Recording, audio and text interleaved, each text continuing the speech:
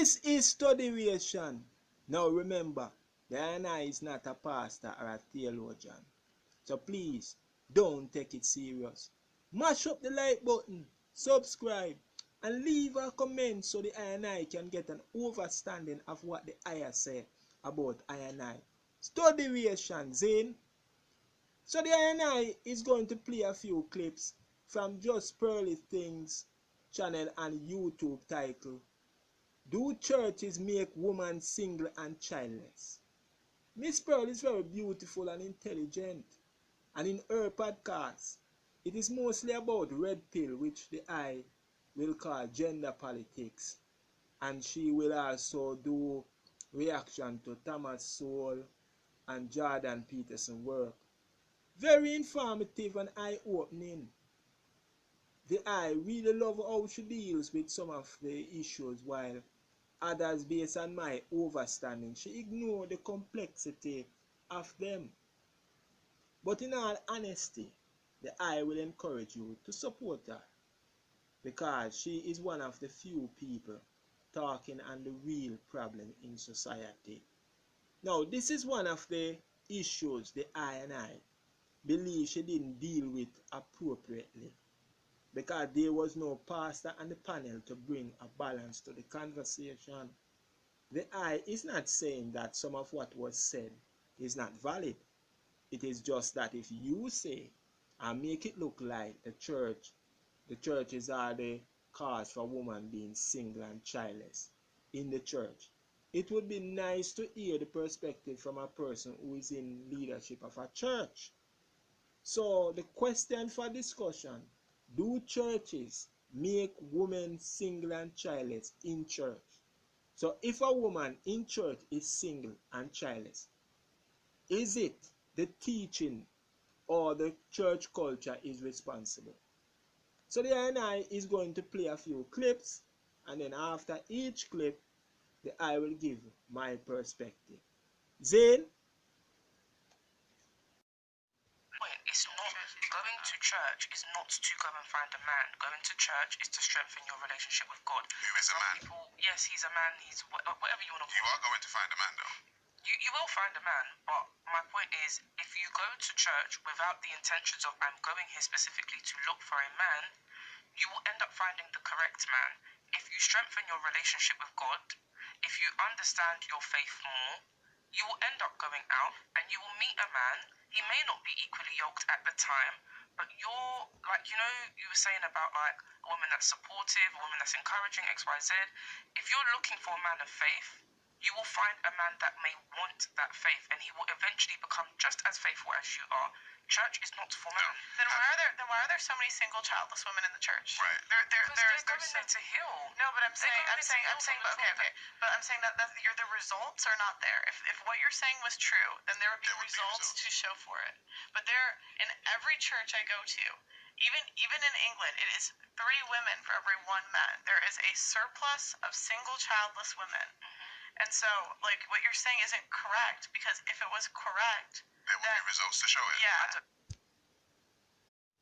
Yes, the I will agree with the sister, the lovely lady, that the purpose for going to church is to build your relationship with God and not to look for a man. Church in definition means the gathering of saints or people who are called Christians. You can have the local church, people gather in a building, or the universal church where people from all over the world makes up the church.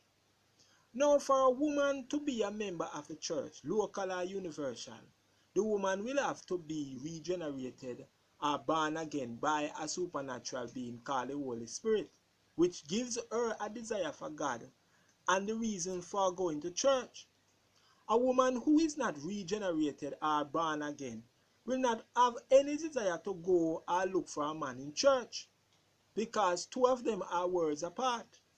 Where the I disagree with the sister, the lovely lady, is when she say that a woman may go out and find a man who may not be equally yoked at the time, but if she is looking for a man of faith, she may find a man who wants that faith and will eventually become as faithful as she is. No, the I and I don't hold that view. From a Christian perspective, light does not mingle with darkness. The born again cannot walk on the same road with the ungodly. If she wants a man, she will have to choose a man from the Christian community, whether from the local or the universal church. The man must be born again by the Holy Spirit so he can have a desire for God, go to church with her, and also to love and cherish her according to the biblical principle. Now, before the I and I answer Miss Pearl's question, why there is so many single childless women in church, the I is going to play the next clip. Broken. I was so broken, and then I found God later. And now look at me, and I'm so happy. I waited the second time around, and I got married. So this is a mating strategy that only benefits women and doesn't benefit men. Because what does the second guy get? He gets a ran-through wife who maybe had one or two baby daddies that now he has to wait for. Like, this is what happens is the church leaves women single because they tell girls to do this. That's a terrible plan. The church keeps women perpetually single. Like, I don't think people understand. Like, the church is not a place for you to go and find a man.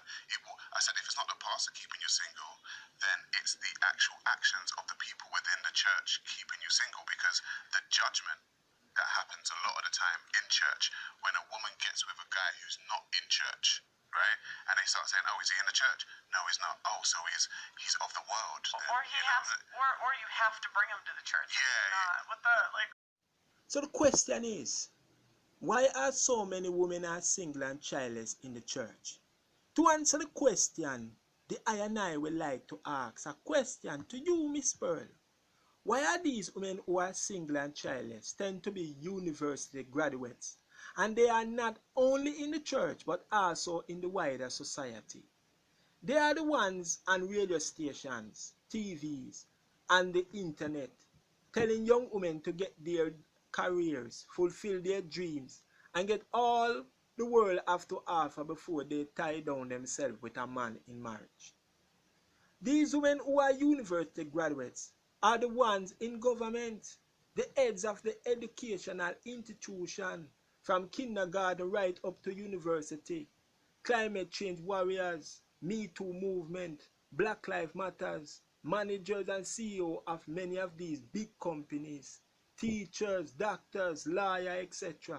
Almost in everything and everywhere you go in this world, they are there in the seats of power. These women who are university graduates, they are the ones who are feminists, telling young women to kill their babies, be lesbian, and to sex and abuse themselves with as many men as possible, telling themselves they don't need a man, and the woman can do the same thing like man. What is their goal? To look around in the society for small fires and pour gasoline on it. They are not for peace, love, and unity. They are for war between black and white, women and men. Who is their enemy? God and the Bible. They look at the system that was formulated out of the biblical principle to protect human beings from anarchy and call it systematic racism. They look at the Bible and call it patriarchal. The patriarchal book that was written by white men to enslave black people and oppress women. Again, there and I will ask the question, is it the church that makes women single and childless? Or they happen to get caught in the crossfire? No. No, I'm saying, like, she's right when you say look into someone's past. That's why you shouldn't wife up a girl that's been ran through. Like, that's exactly, like, she just explained it to a T. That's why you don't do it. Okay, so... But then if most girls have been ran through, then there's nothing. So does that mean that the girls that have been ran through don't deserve happiness at some point of their life? it's not about deserving. It's not deserve. It's what did they earn? It's like what it's like what do the men want, and are they what the men want? So your philosophy is basically women can't change. So because they can't change, well, you can't turn her into a housewife, meaning she's not going to change her past. So because she can't change her past, meaning she's never going to be good in the future. So basically, just left her there and that's it. Yeah, I'm telling you what men want and what men say. I'm just telling you what it is. I'm telling you this is how men view it. and men don't want to wife up hoes. And so we can, and I'm not, there's things you can do to increase your market value, like you lose weight, right? You like, there's things you can do to up your value to a guy. And it doesn't mean it's over for every hoe, but in general, it's over for a lot of them. That's why you see 50% of women over 30 being single and childless. And it's Miss Pearl, and of course the brethren, enough respect to the eye. The eye and I don't think you guys understand what have been happening over the years. A lot of women in general will never put on a wedding dress because the desire for marriage is very low. It's like the world is drunken with fornication where people are having sex but no marriage. Whether a woman is run through or virgin, if a few women are lucky enough to get married, they divorce within 1 or 2 years. What is the problem in our society today? We have removed the cornerstone that the foundation is built on and replaced it with career, fame and fortune which we should get before marriage. Miss Pearl, you talk about what men want and say. That is all well and good, because if you are living in the clouds, don't worry. When reality hits, you will fall to the ground. Feelings and desires are not life. Life is based upon objective principles, which we cannot get from humanism or human experience, which is opinion, feelings, and desires. Any man or woman can have sex. It takes a principle of God for them to get married and stay married. What is the biblical principle? Love. Because God is love. If you are going to choose a man or a woman for marriage, and it is not based upon love, then you are setting up yourself for a divorce. What makes a woman valuable? When she is full of joy, patient, kind, full of goodness, very faithful, humble, self-control, and she is a loving person. These are the qualities we should look for in each other and nothing else. Studiration, like, subscribe, and leave a comment higher.